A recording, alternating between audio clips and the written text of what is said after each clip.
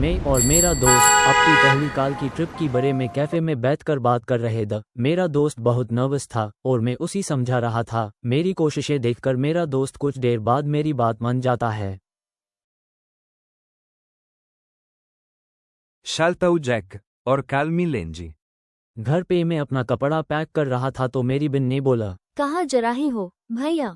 चाहे जहां घूमूं, चिल्लाओ मत, कश्मीर जा रहा हूँ। ठीक है, जराही मम्मी को बताने। मम्मी को पता है और तुम नहीं जराही हो।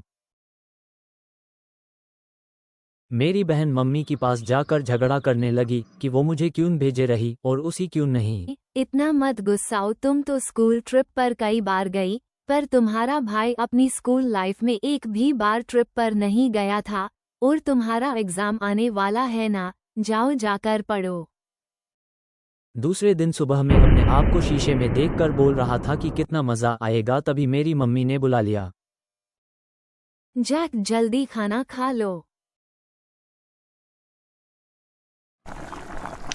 मैं खा ही रहा था तभी मेरे घर की दूर बेल बज गई। वो मेरा दोस्त था। हम जल्दी अपनी कार में भीग गए और अपने सफ़र के लिए रवाना हो गए।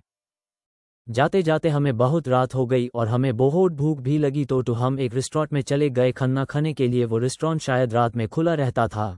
तभी मेरे दोस्त ने बोला, बहुत रात हो गई, हम रुकेंगे कहाँ? मैंने तो प्लान सब पहले से ही किया था, तो मैंने कहा, अरे मेरी एक आंटी का घर यहाँ रहता है, हम वही आज रात ठहरेंगे।